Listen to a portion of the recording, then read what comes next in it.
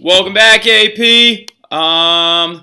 So we're gonna try and keep this around like noodles-like length, right? Trying to keep it around like 15 to 17 minutes, not too long. But let's get after it, right? We left off in class talking about the occupation of the Rhineland by the French, the racist propaganda used to try and discourage that occupation, and how like basically France was starving out the Germans so the Germans would repay the reparations, and they were also taking over different areas of Germany to try and force them to repay, right? The Germans asked for a moratorium on the payments for 3 years and a reduction to a level of which they could actually pay, right?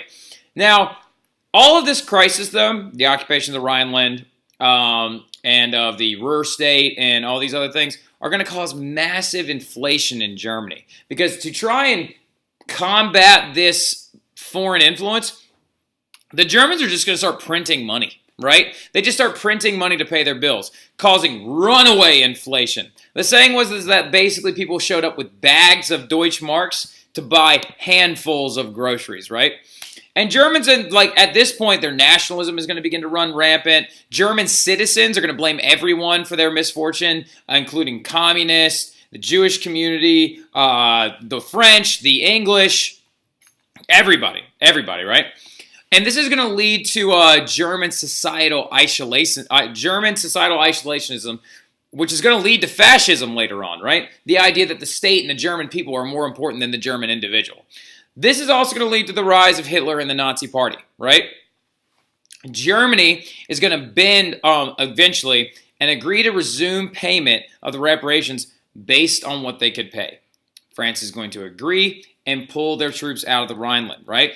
Now, there's also going to be a light of shining hope from foreign affairs on this entire situation. And what I mean by that is, first and foremost, the Dawes Plan, right? The Dawes Plan was in 1924. It was an American idea pioneered by Charles G. Dawes, right? That is actually going to promote the idea that large U.S. loans are going to promote recovery of everyone following World War I. So, the idea was that the U.S. would move money in a circular fashion by loaning it to Germany so they could pay off their reparations to people like France, and then France would inherently pay off their wartime debt that they owed to us with the money that we had just changed hands a bunch of times with, right? So, U.S. money is going to change hands and end up back in the U.S.'s pocket, and for a few years it worked phenomenally well. It was moving money easily, peace was being kind of like just a little bit easier to control. And then eventually this is going to lead to the peace settlements in Locarno and Switzerland. And that's when France and Germany are going to accept their common border. And Britain and Italy are going to agree to fight either France or Germany should either one of them invade the other, right? So it was kind of like a just-in-case kind of military alliance, right? Very good stuff. Now, the search for peace and stability is going to continue, though, because the Poland and Czech borders, though, are really going to get a little bit messy. So this entire situation was going so well. Dawes Plan comes in, U.S. loans money to Germans pay the French pay us back, right? Money's moving, peace settlements are going to accept the common border between France, but then France and Germany have to go and do something stupid, right? They're like 2-year-olds. What they're going to do, though, is France is going to go make alliances with Poland and Czechoslovakia again, and basically stand there and try to move troops onto that side instead of just being in the Rhineland, right? So Germany is going to join the League of Nations in 1926 to try and prevent any further outbreak of war. Economies are beginning to kind of push back a little bit. It's really, really nice. The Roaring '20s are moving forward. People are starting to produce and get back on the level. And then the Kellogg-Briand Pact is going to come down. This is something I guarantee you heard while you were in U.S. history, right? Kellogg-Briand Pact is going to renounce war as a tool of international diplomacy, which turns into a huge flop by 1939 because no one pays attention to it anymore, right? And then you've got Adolf Hitler in a beer hall in Munich, right? So Adolf Hitler publicly proclaims his message at a beer hall in Munich when he jumps up on the table and he says, the socialist, not nationalist party of Germany is the way to actually prosperity. He's going to be arrested for all these riots and rallies. He is going to be sentenced to prison time where he is going to write Mein Kampf, right? His struggle, my struggle, which is going to attract a huge amount of ultranationalists and anti-Semites, right? Now, people are going to begin to be recruited to his cause due to all of this hysteria going on between France and Germany and also the squandering of the German economy. And he's going to be silenced, though, because things begin to move in a positive direction. In the late 20s, things began to slightly move forward. Production's up by 20%. Foreign loans are being used. The Dawes plan is working effectively. Economies are getting back on point. The German inflation is being controlled and tampered down a little bit. Political turmoil on the left and the right in Germany is also going to distract people from this idea of Hitler's communications and his message, because you had the super communists over on the German left, and then you had the ultranationalists over on the German right. So they're going to actually distract quite a bit.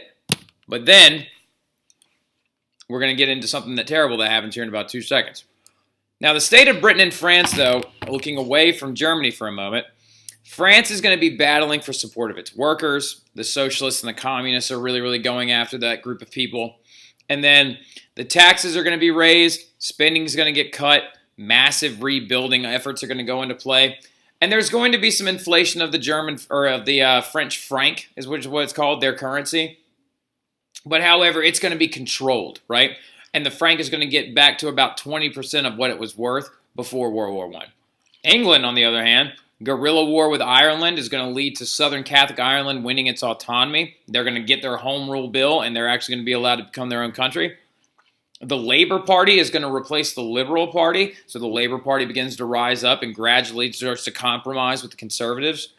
Now, the tone, what I'm getting at in this, is that there's general optimism going into the late 20s. Things are stabilizing, right? Things are doing better. The U.S.'s economy is flourishing. Everybody's doing all right. Then this happened, right? So then the Great Depression hits. Now, the Great Depression was a worldwide economic depression from 1929 through 1939. It's unique in its severity, its duration, and it's very slow and uneven on how fast recovery was. Now, we were progressing. Things were going well. Then 1929 and the stock market crashed. Where is all that money come? Oh, yeah. The crash occurred in the United States where all of the international money was coming from, right? So, that's right. The money came from us. But why, though? Why did the stock market crash is what I'm getting at. Why did this happen? 1929, why did Black Tuesday happen? Mainly due to 3 solid factors. Number 1, money that's being invested did not mirror the money that was being earned in the stock market, okay? So the money that was being invested skyrocketed at one point from 27 million to 87 million within a matter of 3 years, right? However, that was due to rising stock prices, okay? Stock prices were going up while general investment from the business level was actually about $200 million lower in 1928 than it was in 1927. So inflation is going to begin to rise as well, along with economic slovency. People were like very, very complacent. Right here, right next to this, right next to economic slovency, right, overproduction. The overproduction of cheap goods was going on as well because you can only buy so many of a cheap product. So overproduction is a big one, right? Like Henry Ford's Model T was made so everyone could own one. Well, once everyone owns one and you got a lot full of Model Ts, who's buying them anymore, right? Also, this thing called buying on the margin. Right? Buying on the margin is going to be the thing that causes the collapse. Stock brokerage firms want to get rich as fast as they possibly can. So what the brokerage firms are going to do is they're going to decide to do this thing called buying on the margin. What buying on the margin is let's say hypothetically I'm a stockbroker and I want our brokerage firm to invest in Disney, right? They're coming out with this new movie. They're talking about how bad it's going to be. Oh, yeah. It's called The Hunchback of Notre Dame. It's going to be terrible. Actually, it's Snow White and the Seven Dwarfs because it's closer to that era. But still, right? We all discussed how bad Hunchback is today in class. Mike Massera. Now, anyway, Kev Carr, Frollo, please. Anyway, now, getting into it, though, buying on the margin would be like if Kev Carr and Mike Massera wanted to invest in this terrible movie coming out, they would come to see me, the brokerage firm, right? Buying on the margin works as though Mike and Kev don't have enough money to buy shares straight up. So I tell them, you give me 10% of the share cost that you want to buy, and the brokerage firm will foot the rest of the bill. So when economic money is made, when the stock market price goes up and we sell, I get a bigger chunk of that dividend. And you, at the same time, though, are going to end up earning yourself a little bit of cash along the way. It's the principal is what it's called. The principal amount is paid by the individual. The brokerage firm pays the rest of it. Well, when stock prices plummeted, the brokerage firms had lost so much money, they began demanding more money on the principal from people like Kev Carr and Mike Massaro, who oftentimes did not have it, leading to people like stock brokerage firms to go out of business, right? So not to mention the fact, too, that the panic is going to trigger a worldwide crisis, okay? The panic of the collapse of the stock market. A panic is any kind of, a panic is an economic term. There was one after the John Adams administration. There was one during the Andrew Jackson administration.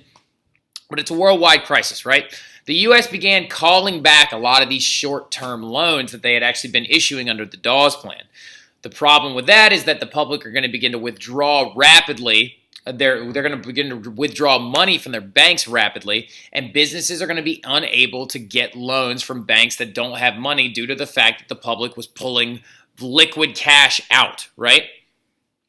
Also, business in Europe dumped industrial and agricultural goods trying to make up for the losses they were about to incur. So let's say hypothetically you've got you got Nathan Hobbs. Nathan Hobbs owns a steel mill in Manchester, England, and he has all of this pig iron on him, and he realizes that due to the stock market crashing, I got to sell this stuff off as fast as I can to try and not get hit too hard in our profit margins, or lack thereof at profits at this point. So he sells it at a fraction of the cost, right? Worldwide prices are going to plummet, businesses are going to close, banks are going to collapse, right? The output of goods, this is huge. You need to also circle this really quick. The output of goods is going to plummet by 38%. Production slows, which leads to limited need for jobs, which leads to firings. Many banks are also going to begin to abandon the gold standard, right? And then the worst thing that possibly could have been done, protective tariffs fly up, right? And countries begin to try and protect home goods in their own economy by throwing tariffs up. That actually hurt more than it actually helped anybody. No leadership in the international economy. I call this economic turtling, right? Where basically no one is willing to step up and try to actually push government spending forward to help stimulate the economy. Now, this is in the early phase. As we know, FDR with the New Deal is going to come out and try to prevent this turtling. The British do the same thing as well when they focus on their local markets. The French, we'll talk about it in a second. Now, poor policy country to country is what caused a lot of this, right? Poor economic policy anyway. Now, mass unemployment. This is like another header, right? Mass unemployment. The lack of government spending is going to lead to a skyrocketing of unemployment in every single country, industrialized Western country between Europe and North America. It's even felt in Latin America, some parts of Asia. Now, the lack of production is going to lead to a loss of jobs. Little to no pay means that people are not buying goods that are on shelves in stores anymore, leading to a stifling of the economy. Unemployment by 1935 was 18% in England, which is extremely high, right? 25% in 1935 in the United States, 33% in Germany. Well, in Germany, are you surprised after the Treaty of Versailles and the way that it treated them, right? So as you can see, unemployment becomes a huge, huge issue. Other trends during the Great Depression that increase also is birth rates are going to fall due to the fact that people believe they could not have children due to these economic times. Marriage rates are going to plummet because people don't have the money to be married or don't see any benefit in it anymore because it used to be a monetary increase. And then also there's going to be an increase in suicide and mental illness. Now, the New Deal in the U.S. is an example of good government intervention to try and turn back some of the effects like these of the Great Depression. Then you've got three other responses as well. You've got the Scandinavian response, which is actually the most successful one, and then the British and French responses, right? The British one was really solid. The French one was okay. Now, it actually just mirrored the New Deal more than it did anything else. Social Democrats was the largest party developing a very unique socialism in the Scandinavian countries of Sweden and Norway, right? They're the largest party in their legislative bodies, okay? Their unique socialism that they're going to develop is a very, very interesting premise, right? Taxes are going to be hiked up on the rich first, and then eventually trickle down. Ironically enough, it's like a reverse trickle-down theory. So Reaganomics says, cut taxes on the rich, and increase them on others to try and force rich people to reinvest their earnings. Whereas the Scandinavian trickle-down is the idea that you increase taxes drastically on the wealthy and then limit them as in you take taxes down on people who can't pay as much throughout the classes, right? So you make them pay what they can afford.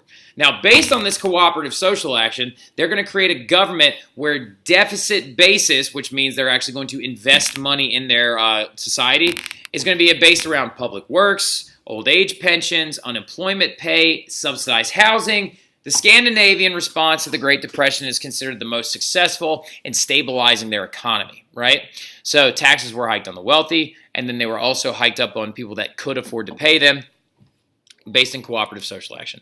This is a really cool thing about the Scandinavian response. This is called the Oslo breakfast, right? It's actually free breakfast programs for the youth of the Nordic countries, right? So the Oslo breakfast.